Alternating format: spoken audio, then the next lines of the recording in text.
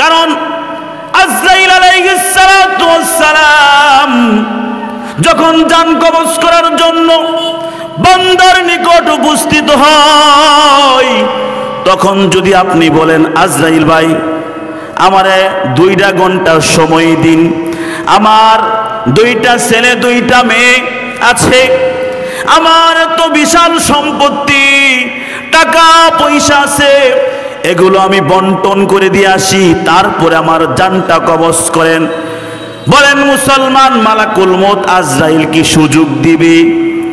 আপনারা কি কেউ দেখেছেন? আসসালামু আলাইকুম ওয়া রাহমাতুল্লাহি ওয়া বারাকাতুহু।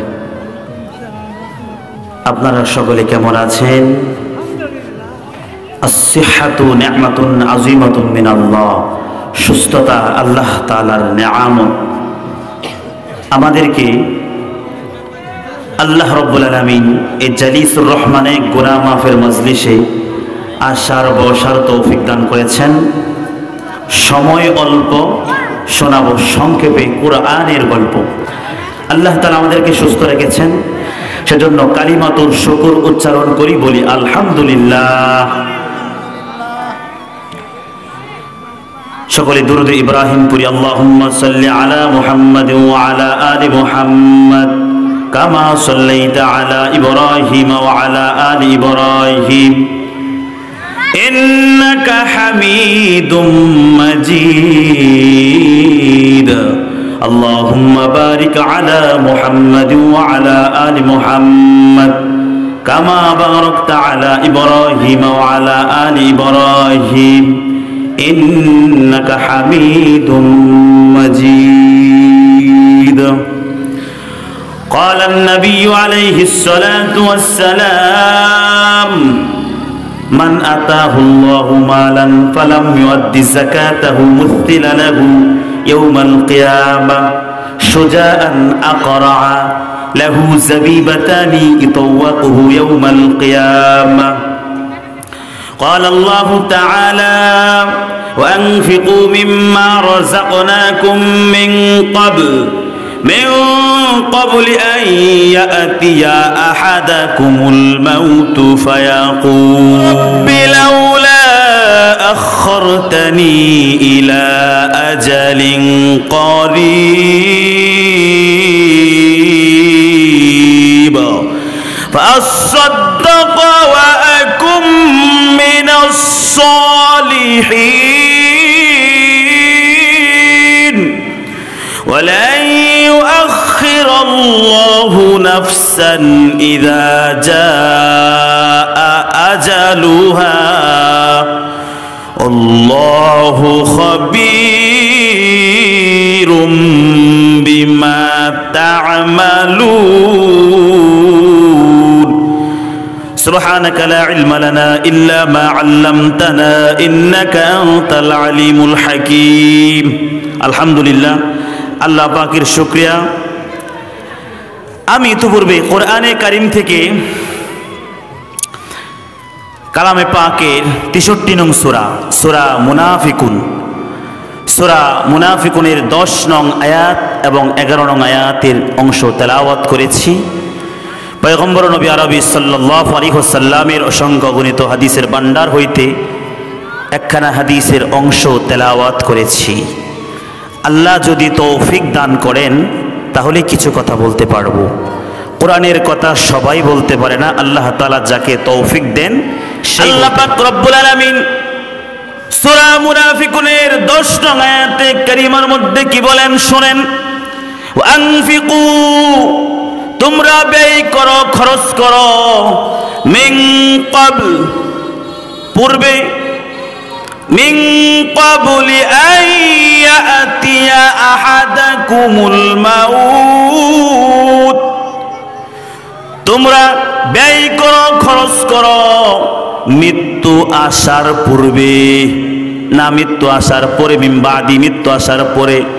আল্লাহ তাআলা বলেন মৃত্যু আসার পরে নয়, বরং আমি তোমাদেরকে যে রিজিক দান করেছি, ধন সম্পদ দান করেছি, টাকা পয়সা দান করেছি, এগুলো তুমি মনে করতেছো কামাই করে অর্জন করতেছো, না না, এগুলো আমি রবের দান। সুতরাং এই সম্পদ থেকে আল্লাহর রাস্তায় খরচ করার জন্য আল্লাহ পাক রব্বুল আলামিন কোরআনে কারীমের বিভিন্ন জায়গার মধ্যে জোরালোভাবে ঘোষণা করতেছে, মৃত্যু আসার পূর্বেই দান করো, খরচ করো। কোথায় খরচ করবা? সিনেমা হলে, নাটকে, শাসটলে, বাজে আড্ডায় খরচ করবা না, না। আল্লাহর রাস্তায়, কোরআনের রাস্তায় খরচ করো, দান খয়রাত করো। মসজিদ মাদ্রাসার মধ্যে এই যে ওয়াজ মাহফিল চলতেছে ইসলামিক, এখানে দান করলে সব হবে না, গুনাহ হবে। নাটকের মধ্যে দান করলে, অথচ দেখবেন যখন নাটকের জন্য চান্দা ধরা হয়, যদি 500 টাকা ধরা হয়, সে কয় 500 কেন, আমার কাছ থেকে 1000 টাকা নিয়ে যাও, একটা কসকসে একটা নোট দিয়ে দেয়। অথচ ওয়াজ মাহফিল ইসলামিক সবার জন্য চান্দা ধরা হয়, 10 টাকা ধরে 5 টাকা দেয়। আল্লাহ তাআলা বলতেছেন, আমার দেয়া সম্পদ আমার রাস্তায় খরচ করো, আমার রাস্তায় খরচ করো। যখন মৃত্যু চলে আসবে তখন সে আফসুস করবে, আফসুস। আয়াতিয়া আহাদাকুমুল মাউতু ফায়াকুল, অন্যথায় সে বলবে, রব্বি, হে আমার রব, লাউলা আখরতানি, আমাকে অবকাশ দিন, আমাকে অবকাশ দিন। লাউলা আখরতানি ইলা আজালিন করিব, আমাকে কিছু কাল কেন অবকাশ দিলেন না, আমাকে সুযোগ দিন। মৃত্যুর সময় সে আফসোস করবে আর বলবে। এজন্য মৃত্যু আসার পূর্বে কোথায় দান করতে হবে? আল্লাহর রাস্তায় দান করতে হবে।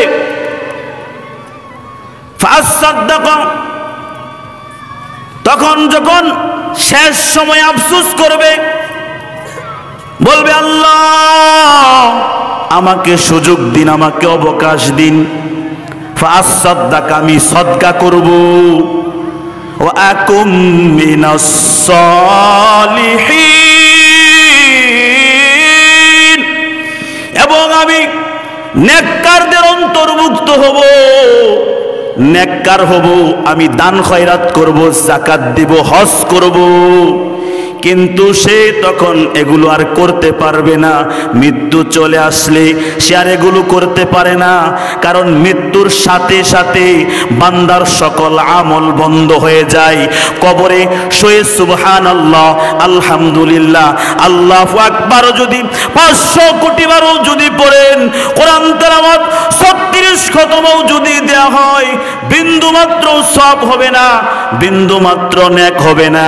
যা কিছু করতে হবে মৃত্যুর আগে না মৃত্যুর পরে?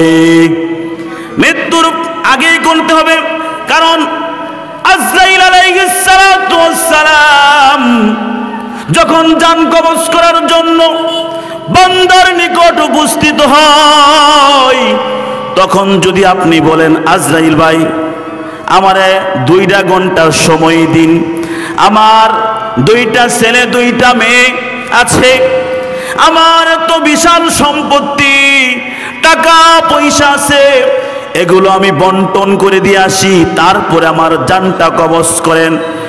বলেন মুসলমান, মালাকুল মউত আজরাইল কি সুযোগ দিবে?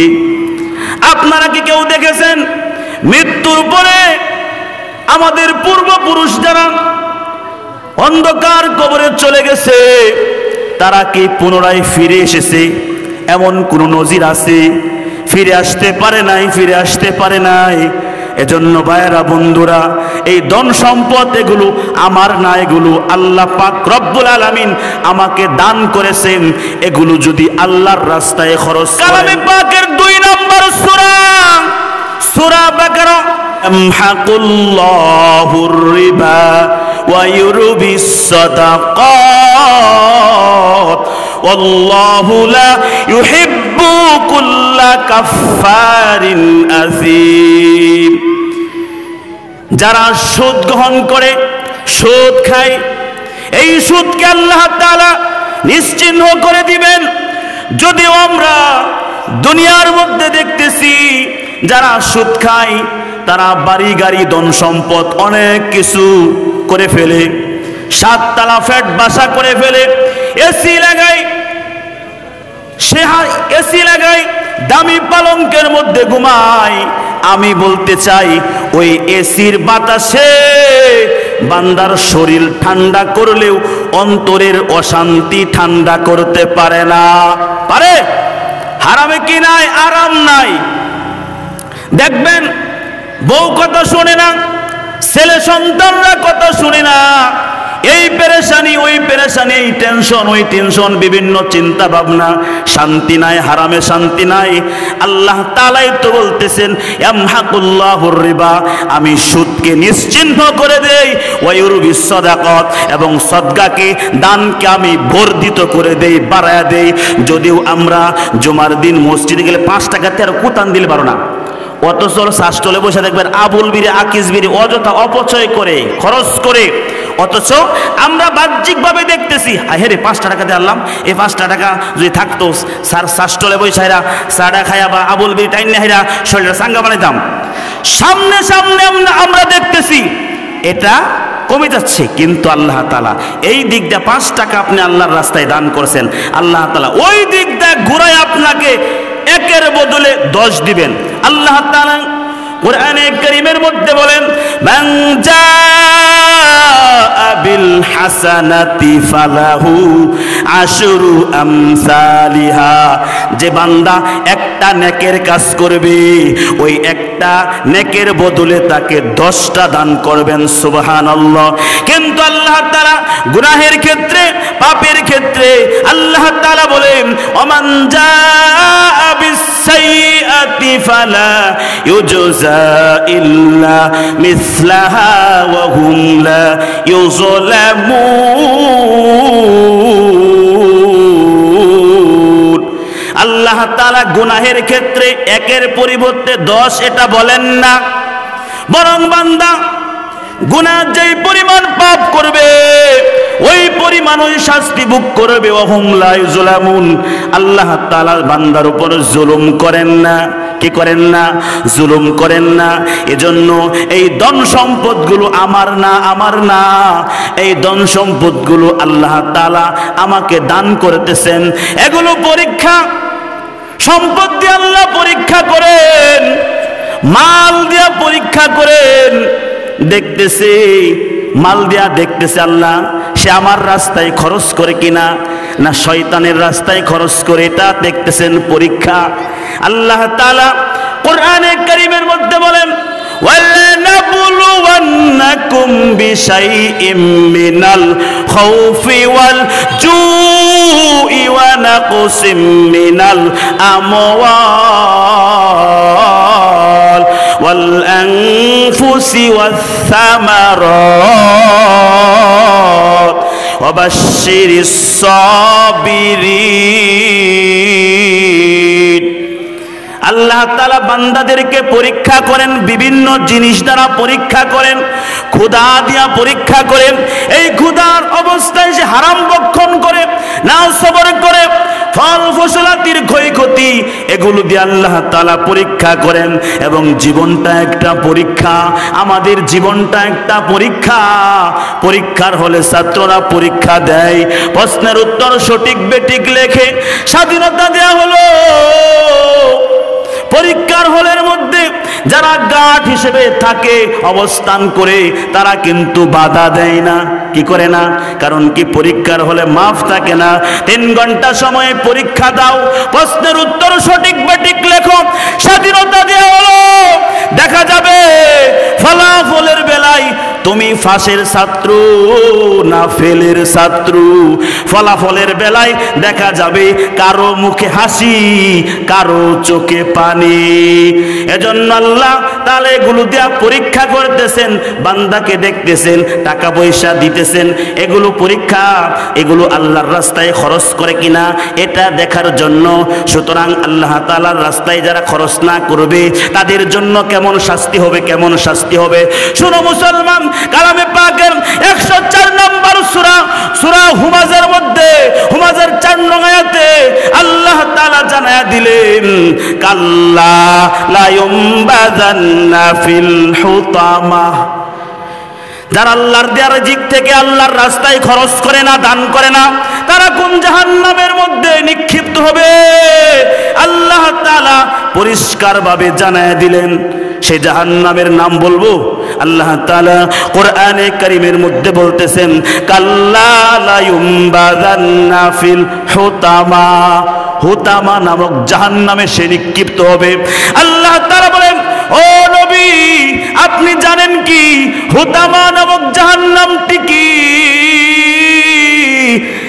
ওয়ামা আদরাকা মাল হুতামা নারুল্লাহিল মুকাদা।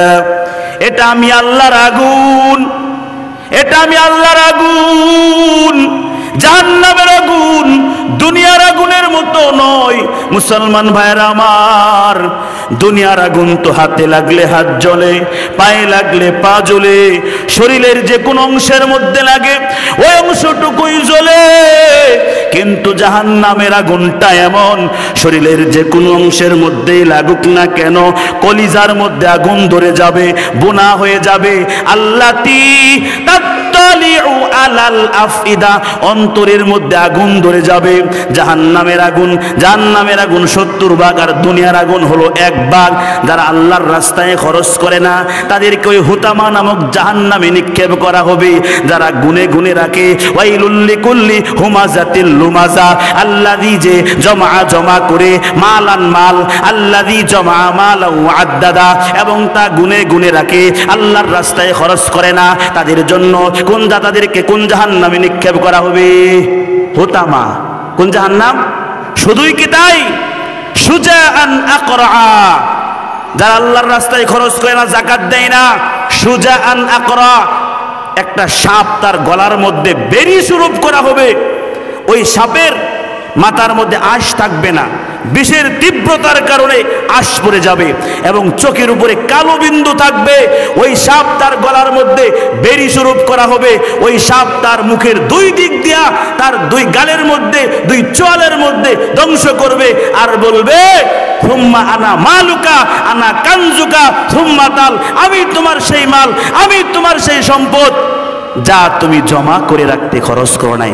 এজন্য ভাইরা বন্ধুরা আল্লাহর রাস্তায় খরচ করার চেষ্টা করব যথাসম্ভব। কারণ কি মৃত্যুর পরে আর খরচ করার কোনো সুযোগ আছে না? নাই, সুযোগ নাই। এজন্য যথাসম্ভব আল্লাহর রাস্তায় খরচ করতে হবে। এই পৃথিবী যেমনই আছে ঠিক তেমনই পরে রবে, সুন্দর পৃথিবী ছেড়ে একদিন চলে যেতে হবে রে পাগল মন, চলে যেতে হবে। হোক না যত মহাজ্ঞানী রাজা জমিদার,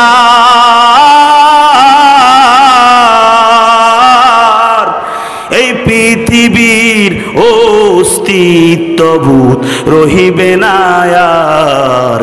শেষে আমি যে এই পৃথিবীর লোক, শেষে আমি যে এই পৃথিবীর লোক, সবই যাবে ভুলে।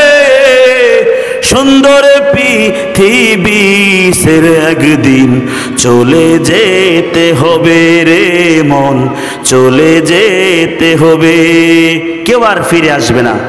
আখিরু দাওয়ানা আলহামদুলিল্লাহি রাব্বিল আলামিন। যে কথা বললাম আল্লাহ তাআলা যেন আমাকে এবং আপনাদের সকলকে আমল করার তৌফিক দান করেন। সকলে বলে আমিন।